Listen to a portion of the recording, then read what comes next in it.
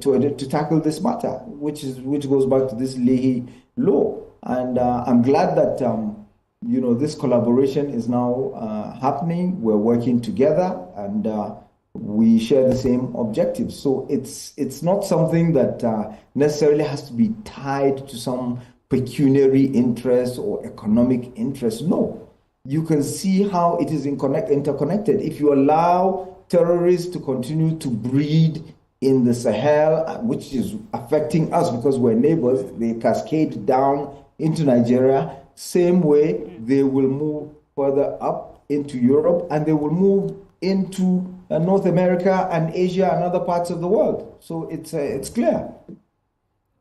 So people are wondering that if this were to continue, the Americans may actually bring airplanes, because this time they've used missiles, that they could eventually bring airplanes, and there could be collateral damage, and there could be a question as to who controls the Nigerian sky and all that. What have you got to say to these concerns?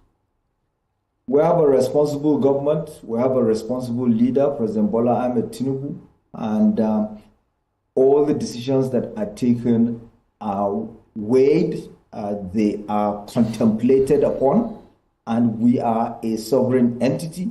We are working with partners, and this is why it's important to understand that this is not just a free for all. And all parties are involved. This is why I had the 19-minute phone call with Marco Rubio yesterday, like I said, and another 5-minute phone call before anything had happened. And then, of course, the discussion with President Tinubu. And even before I became involved on the diplomatic side, we had our Minister of Defense, we had our military, we had our security agencies that were working hand in hand with the Americans. So it's not just someone else riding roughshod over Nigeria or taking decisions on our behalf. Okay. I just want to ask you, are you privy to some information in terms of the battle ground assessment, post-operation assessment that can give a hint about the success of the raid? You know me, I like to stay in my lane. So my lane is foreign policy, my lane is diplomacy. I don't get involved in operational issues. So we leave it to the operational guys, our military, our security agencies to give the post-strike assessments, if you will. Yeah. All right, Minister. I mean, I also think that this question may likely take you out of your lane, just as you've put it, but I also expect that you have some level of answers to this question. This has been taking you back to the conversation about the crisis in the Sahel. There are security experts who would tell you that weapons and fighters from the Sahel have found easier access into Nigeria. From what you know and from what you can tell us this evening, has Nigeria's security response adopted to the changing political realities in the Sahel?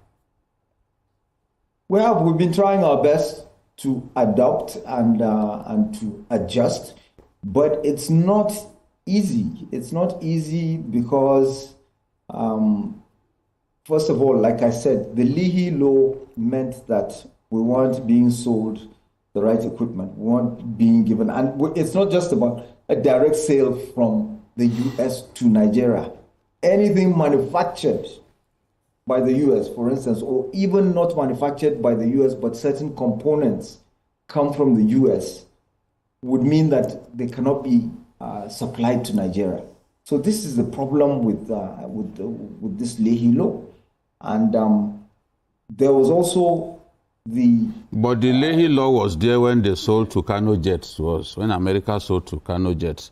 That is where President Trump was exceptional, because even though the Leahy law was in place, under President Buhari, President Trump agreed to sell the Tucanos. He overrode the Leahy law and sold the Tucanos to us. So we have to acknowledge that, the fact that he showed that he was willing to engage with Nigeria and to partner with Nigeria. And it's probably partly why President Tinubu is also amenable and is acquiescing to working together with the U.S. under President Trump on this particular matter, because our priority, like I said earlier in another program, is the consequentialism, not deontology. Consequentialism is the end result. We're not dwelling on, the means. Okay. We want. Can I quickly ask this matter? We need results. Can I quickly ask how charming is relationship between President Tinubu and President Trump? Are they? Will you say they are friends in the real sense of the word? Well, they're not enemies. Clearly, they're working together. That's the most important thing. And most important thing, like I said, is we want results. And the U.S. has shown a keenness to work with Nigeria, to work with this administration in fighting terrorism in our region. Is a one-to-one meeting feasible in the immediate future between both men?